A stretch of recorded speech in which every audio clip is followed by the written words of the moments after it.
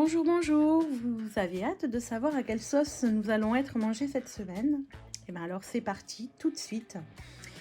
Les énergies vont encore une fois être dans la continuité des semaines passées. Et elle nous parle en effet avec la pyrite ici et le soufre natif de persévérer dans le changement plus ou moins radical que nous avons entrepris. Et elle nous pousse encore à regarder droit devant nous grâce aux nombreux nettoyages que l'on a effectués. Ça n'aurait pas été possible, ou en tout cas beaucoup moins fluide si ces nettoyages et épurations n'avaient pas été faits les mois précédents. Mais il y a un mais, oui. Parce que avec le tirage de l'inconscient ici, notre inconscient justement va peut-être s'en mêler et foutre un petit peu le bazar. Pourquoi je dis ça? Parce qu'ici, voyez-vous, on a, l'idée est de savoir, dans le questionnement de l'inconscient, c'est est-ce que l'on va enfin voir le bout du tunnel et atteindre ce que l'on souhaite? On voit qu'on est consciemment, avec ici la papesse et l'impératrice dans ce sens-là, consciemment, on a vraiment envie, on est dans cette énergie de continuer à avancer vers cet inconnu et à ouvrir les portes qui se dressent devant nous, même si on ne sait pas ce qui se cache derrière. Mais l'inconscient, ici, dans toute sa splendeur, avec le diable renversé, vient faire ressurgir des peurs, peut-être aussi des dépendances, ça dépend. Et ici, avec le battleur dans ce sens, je dirais que c'est peut-être des peurs pour beaucoup d'entre nous, d'illégitimité peut-être, hein, de ne pas se sentir légitime ou de ne pas être capable ou de douter de nos capacités. Et tout ça, ça vient nous plomber un temps, alors peut-être que cette semaine qui arrive, qui est là, ça vient nous plomber et de manière assez désagréable puisque nous avons l'amoureux qui est ici à l'envers et l'amoureux, il se sent pas très bien en fait. Il n'est pas en super forme émotionnelle. D'ailleurs, regardez ici le message de la féminité sacrée qui nous parle d'un éternel recommencement. Et qui dit « Une situation se répète encore et encore jusqu'à un changement de votre part ». Et donc ici, ça vient nous rappeler que la vie n'est que cycle et que lorsqu'une situation se répète, nous avons deux options devant nous. Soit subir à nouveau et tourner en rond avec les mêmes comportements, soit en prendre conscience, sortir du manège et prendre le contre-pied de tout ça en adoptant une attitude totalement différente. Ça vient également nous rappeler que si l'inconnu nous fait encore peur car il éveille ce sentiment d'insécurité qui peut être bien ancré pour certains d'entre nous depuis l'enfance et peut-être avant, il serait peut-être bon de focaliser plutôt que sur ce sentiment d'insécurité, de focaliser sur des possibilités insoupçonnées de ceux que nous ne connaissons pas encore. Et donc encore une fois, ça nous propose de vraiment avoir foi en la vie. Encore une fois, la vie c'est mieux que nous. Donc laissons-nous porter. Ces situations répétitives et les peurs et les schémas répétitifs qu'elles engendrent vont nous amener justement à comprendre nos mécanismes d'autosabotage et nos conditionnements qui font que l'on fait ou que l'on agit, que l'on réagit de telle ou telle manière. Et ça, là, ça va nous permettre d'entrevoir une autre façon d'envisager les choses, en fait. Donc, ces situations répétitives ou ces peurs qui reviennent, ne sont pas forcément à regarder d'un œil négatif, entre guillemets, mais peut-être au contraire, c'est encore l'occasion de se rendre compte que ces comportements et ces schémas sont encore là et il est temps, sûrement, de s'en libérer pour, être différent. Enfin, ou en tout cas, pas différent, mais en tout cas, aller vers notre vraie nature, finalement. Et c'est pourquoi ici, les conseils du tarot et de l'oracle de la sagesse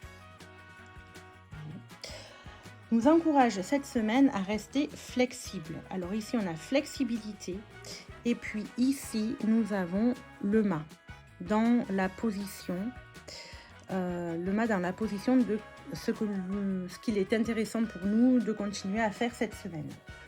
Donc, qu'est-ce que veut dire rester flexible? C'est ne pas rester figé sur des comportements, donc apprendre de nous-mêmes, continuer à être dans une ouverture d'esprit que l'on a adoptée depuis un certain temps, et surtout s'adapter avec souplesse aux situations, mais tout en gardant, et ça c'est important, en ligne de mire nos valeurs et ce qui nous importe le plus. Pourquoi je dis ça? Parce que à côté du mât, il y a le 4 de denier. Et le 4 de denier, c'est plutôt une énergie très conservatrice, qui amène une certaine rigidité. Donc les deux associés nous indiquent que il est important, oui, de garder nos acquis, de garder ce que l'on a déjà mis en œuvre si ça nous convient, encore une fois, mais il est important également de garder un œil ouvert sur d'autres possibilités. Ça peut être une façon de faire, un cadre différent, s'entourer de personnes nouvelles, voilà, il y a tout un tas de situations, encore une fois, vous mettez en fonction de vos situations. Et dans le même esprit, ce que nous devons abandonner cette semaine, c'est le 7 de coupe. Le 7 de coupe, là, va nous parler de ne pas arriver à faire des choix, donc d'abandonner cette attitude indécise, de la peur de se tromper et de ne pas faire le bon choix. Ou alors, c'est abandonner aussi les choix que l'on voudrait faire en fonction de nos peurs, de vouloir rester dans notre zone de confort par peur de l'inconnu. Donc ça, cette semaine, on nous dit, c'est pas le bon chemin, c'est pas comme ça qu'il faudrait avancer là, dans les jours à venir. Voilà, parce que faire des choix selon nos peurs, ici, vous voyez, ça brille, on ne sait pas trop vers quoi se tourner. Et donc, du coup, ça nous laisserait encore dans nos illusions de sécurité, alors que c'est peut-être pas le cas. D'accord ? Voilà. Et donc, on termine, il n'y a pas de donc. On termine le tirage avec la carte de l'oracle du chaman mystique et nous sommes tombés sur l'offrande.